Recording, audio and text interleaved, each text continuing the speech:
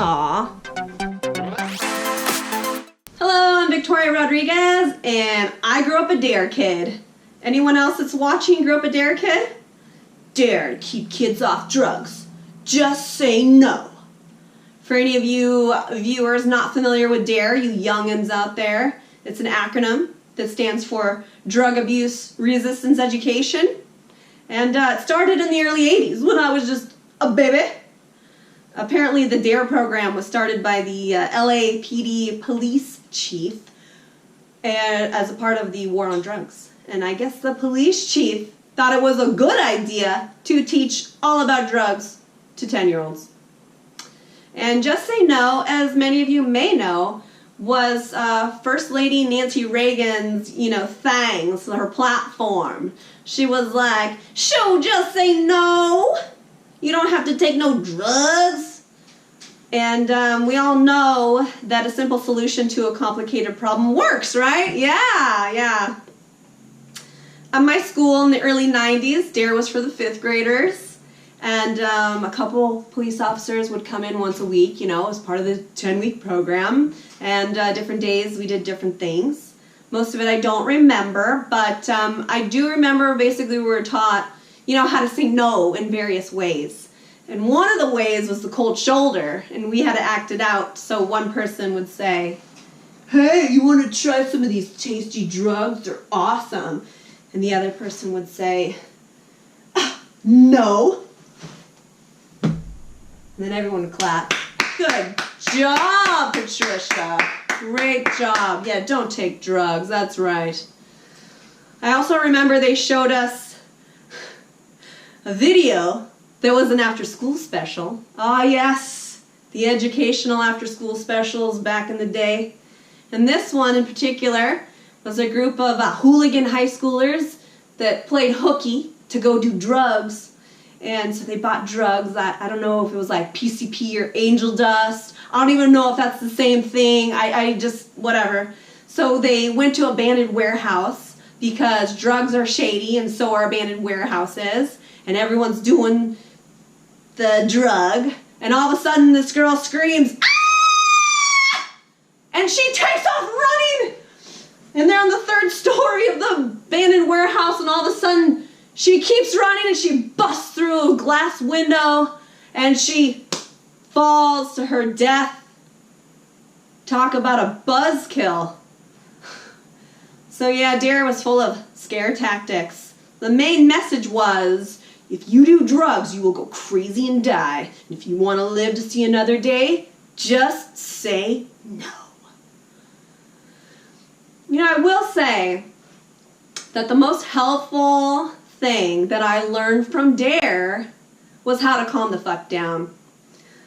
It was deep breathing exercises. So this particular morning, the police officer stood at the front of the classroom and he was like, "Okay, before we begin today's lesson, let's all start with some deep breathing exercises. Have any of you done this before? No? Okay, alright, this is how you do it. You breathe in on the count of 3 through your nose. 1, 2, 3, and then you breathe out twice as much. 1, 2, 3, 4, 5, 6 out your mouth, and do that 3 times. And that had just stayed with me for a really long time because frustrating people, frustrating people in life. So I just started doing deep breathing exercises to get through life. And so, anyway, at the end of the 10 weeks, we had a D.A.R.E graduation. It was like a whole thing. The cops came to our school on horses on the playground. They were just trotting around. Yeah, look at us on horses. We're cops that get to ride horses. You don't see that too often. We got to pet the horses. That was pretty cool. And then we had an assembly in the auditorium where we each got a certificate and we got a D.A.R.E shirt, and then we all, as a 5th grade class, had to sing Hero by Mariah Carey because it was like a hit that year. There's a hero When you look inside your heart, you don't have to be afraid of who you are. You're all your own hero. Just say no to drugs. So, the inevitable came, and the next year I started middle school, and I was prepared. I was prepared to say no, but I was also very scared. I was scared to say no. I didn't want anyone coming up to me and selling me drugs because I had to say no. I didn't want to be in the situation at all. But I just thought that's what happened, like we were little anti-drug soldiers going into middle school society battle. See, in this world, there's two kinds of people, my friends. There's those who take drugs and those who don't. Which side are you on, kid? So I was scared, The days pass, the years pass, the years pass. And I'm starting to realize, you know what?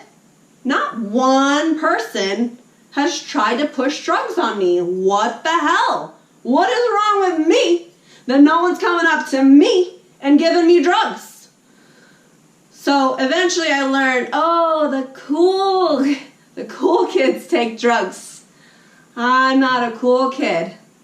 So yeah, D.A.R.E contributed to my low self-esteem. But I wish I could say to Nancy Reagan, I am your success story. Well, not anymore. I made it through middle school, most of high school without doing drugs.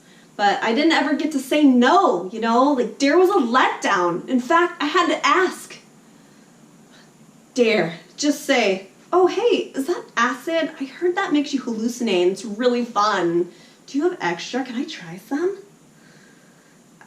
So I didn't find this out until a college course in psychology that there was multiple studies done on D.A.R.E, the D.A.R.E program, and if it actually really worked, just say no. And so what they found out, and this is true, was that not only was D.A.R.E ineffective to keep kids off of drugs, but more than any other generation, kids were doing drugs. It made them aware that drugs are out there and available, so big fail. They don't really do D.A.R.E anymore. They do Red Ribbon Week, and so my kindergartner, they start really young. It's a whole school thing. My kindergartner comes home with a bracelet, and she says, look, Mama, look what they gave me. What does it say? And on, it's like that plastic rubbery bracelet things. It said, it was inscribed, it said, just say no to drugs. So I read it to her, and she said, what are drugs? So yeah, that's quite a dilemma for me, having a little kid. I didn't want to go too far into that. But again, raising the awareness, very young. That's even younger than I was, for goodness sakes, 5 years old. I went to my kids' school today, and they have this, poster in the office that says, drug-free is the way to be. And I said to the secretary, if only there was less pain in the world. And she did not laugh.